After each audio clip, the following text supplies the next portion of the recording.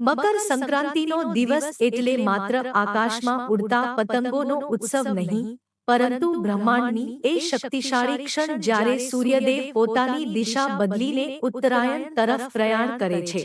જ્યોતિષશાસ્ત્રના ગૂઢ રહસ્યો મુજબ, આ એક એવો દિવસ છે જ્યારે સ્વર્ગના દ્વાર ખુલે છે અને પૃથ્વી પરની નકારાત્મક ઉર્જા શાંત થવા લાગે છે. પણ શું તમે જાણો છો કે આ દિવસે એક એવું પ્રાણી તમારી આસપાસ ફરે છે જે તમારા ભાગ્યની ચાવી પોતાની પાસે લઈને બેઠું છે?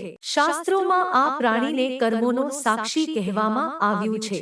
રાહુ અને કેતુ જેવા ક્રૂર ગ્રહો જેના ઈશારે ચાલે છે, તે આ જીવ મકર સંક્રાંતિના દિવસે એક ખાસ ઉર્જા વહન કરે છે. તમારે માત્ર એટલું જ કરવાનું છે કે 20 થી 50 ગ્રામ તલ લઈ તેને પરિવારના દરેક સભ્યના માથા પરથી 7 વાર ઓવારી લો. આ તલ માત્ર બીજ નથી, પણ તમારા નકારાત્મક કર્મોનું પ્રતીક છે. તેને લોટમાં ભેળવી, શ્રદ્ધા સાથે રોટલી બનાવીને કોઈ ભૂખ્યા કાળા કૂતરાને શોધીને ખવડાવી દો.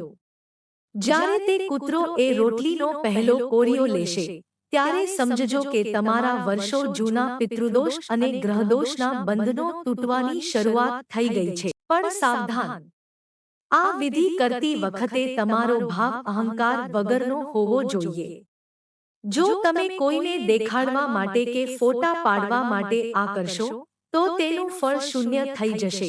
આ દિવસે અમુક એવી ભૂલો છે જે માણસને રાજામાંથી રંક બનાવી શકે છે. મકર સંક્રાંતિના પવિત્ર દિવસે જો ભૂલથી પણ ઘરમાં લસણ, ડુંગળી કે માંસાહાર જેવી તામસિક વસ્તુઓ રાંધવામાં આવે અથવા કોઈ અસહાય જીવને લાત મારવામાં આવે, તો સૂર્યદેવ અને શનિદેવનો પ્રકોપ તમારી 7 પેઢીઓ સુધી પીછો કરી શકે છે. આ દિવસે સ્ત્રીઓ અને વડીલોનું અપમાન કરવું એ સાક્ષાત લક્ષ્મીને ઘરની બહાર કાઢવા સમાન છે.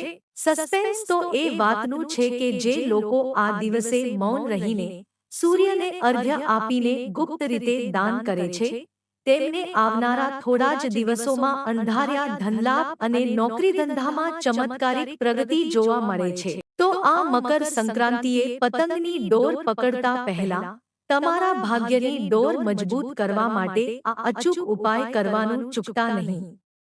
યાદ રાખજો, એક નાનકડી રોટલી અને થોડા તલ તમારા જીવનની આખી વાર્તા બદલી શકે છે. જો વાર્તા ગમી હોય તો લાઈક કરજો.